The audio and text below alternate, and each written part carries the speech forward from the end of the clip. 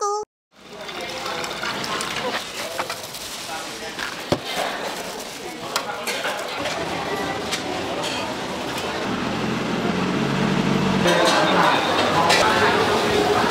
ฉีดอะไรอ่ะ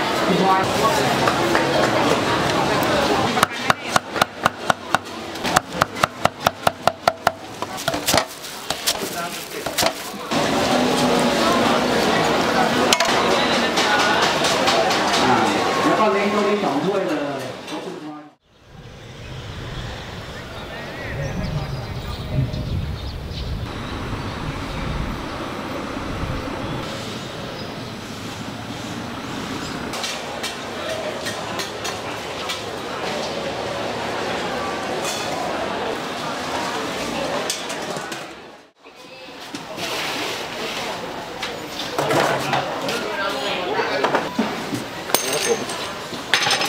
หม้อขาว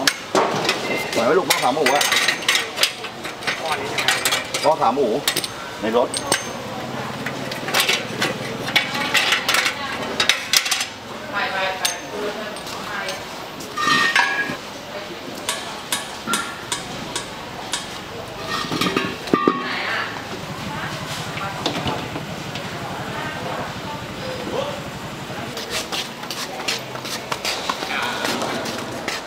เอาลุก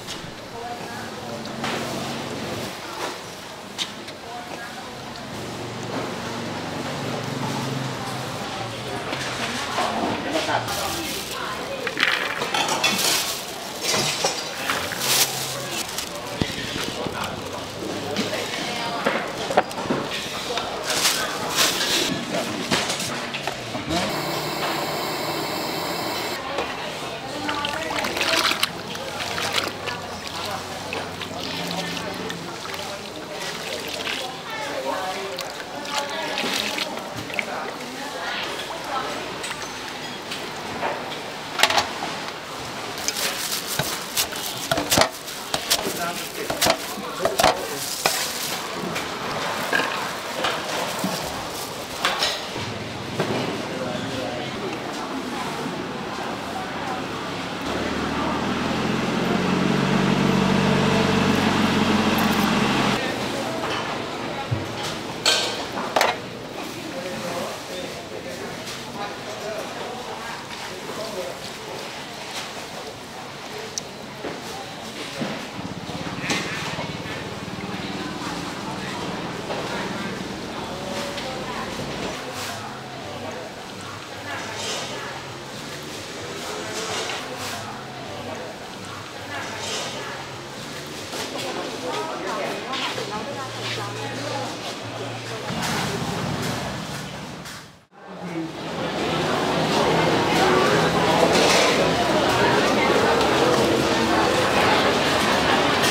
ุณปลาครับปลานี่เลยคุณปลาออกตามเลยคุณเต้ครับคุณเต้คู่กันเลยตีคู่กันเลยคุณปลาเต้ออกตามเลยร้านสามถาดครับร้านสามถาดคู่เลย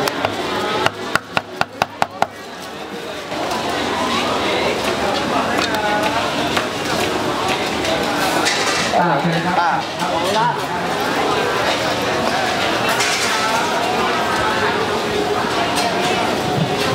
คุณฝันครับคุณฝันยกมือน้องหน่อยครับคุณฝันยกมือแล้วคุณเมาส์แล้วคุณเมาส์ยกมือน้องหน่อยคุณเมาส์โต๊ะนี้ครับหลังสุดเลยคุณเมาส์เล็กออกตามด้วยเมาส์เล็กออกตามด้วยร้านเลย2 ถาดนะครับร้านเลย2 ถาด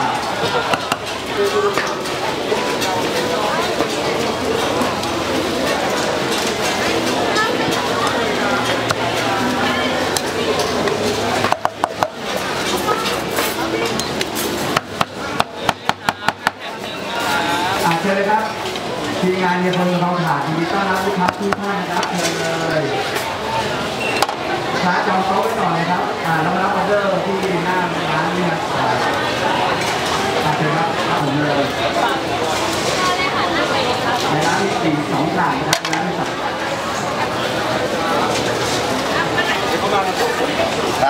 3 คน ยินดีต้อนรับ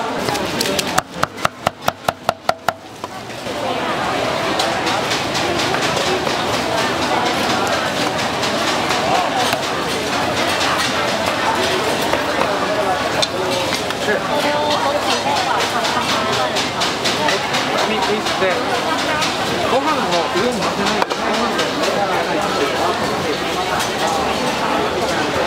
คุณเมาส์ครับแล้วเล่นครับคุณเมาส์ได้เลยจ้าสั่งได้เลยจ้าไหมครับ คุยน้องนะครับอายข้างนอกเลยเล่นออกตามเลยจริงคุณอาย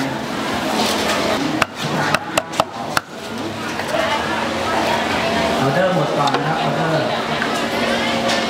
คุณอายผู้ชายผู้หญิงข้างนอก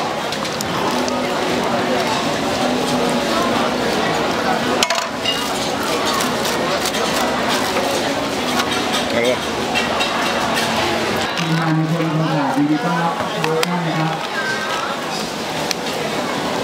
พูดกันได้เลยจ้าเชิญครับได้เลยนะครับ เชิญนั่งได้เลยค่ะ สั่งได้เลยจ้า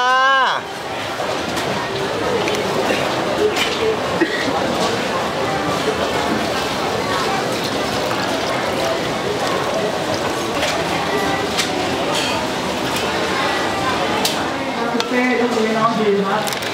คุณเต้ยกมือน้องมีรับเล็กครับยกมือสูงเลยคุณเต้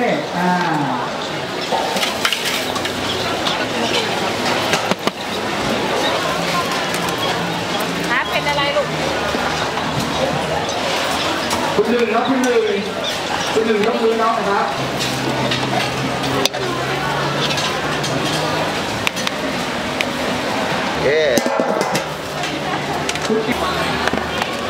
ทำได้เลยจ้า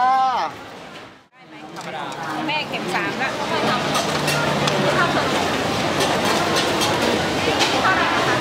ยังไม่ครบ3 เดือนนะเดี๋ยวให้พี่เทพไปถามก่อนพรุ่งนี้พี่เทพไป พี่เล้งออกตามเลยคุณพลอยครับคุณพลอยน้องๆหน่อยครับคุณพลอย ผิดอะไรอ่ะ คุณพลอยนะครับตามเลยสามถาด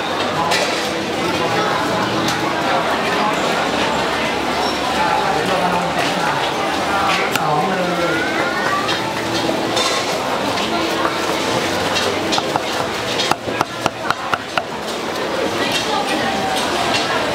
มีประกันเหรอเขาไม่ได้ทำประกันให้เหรอเรียนมีปะ ทั้งหมดโอเคเอาลงทุตี้ก่อนเลย ข้าวกล่องนะครับ ไข่ไม่ต้องนะครับ แล้วก็เล้งตัวนี้2 ถ้วยเลยเพราะคุณพลอย2 ถ้วยโอเคลูกค้าท่านใดที่สั่งไว้มันตัวว่างนั่งได้เลยครับลูกค้าเลยครับตัวว่างขายแม่เผ็ดร้อน ได้เลยจ้าได้เลยจ้า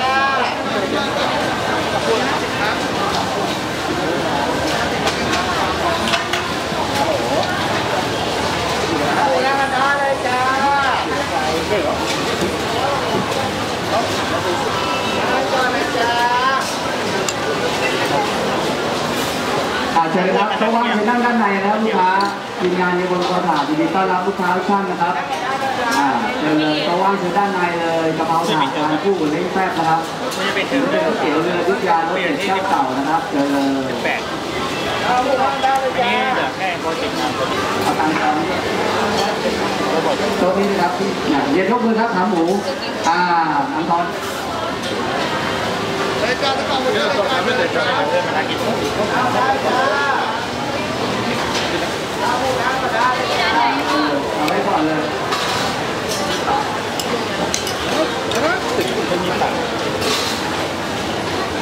เล็กอีกถ้วยหนึ่งคุณสี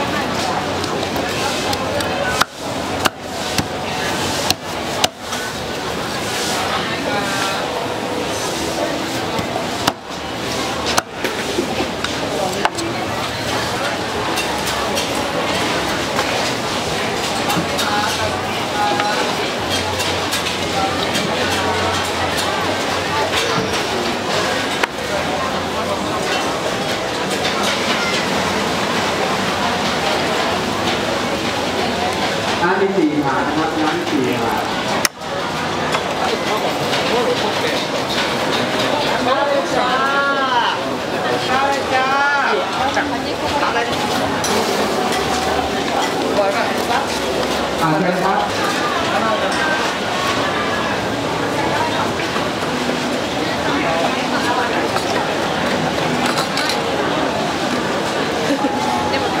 โต๊ะว่างนั่งได้เลยนะครับลูกค้า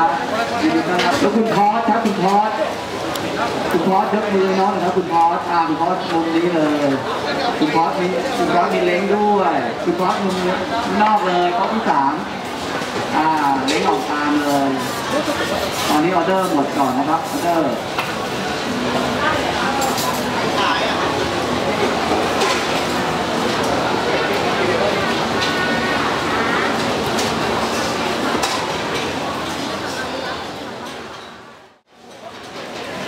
ได้เลยจ้าได้นะครับกล่องมาบ้านเราที่อยากได้จ้า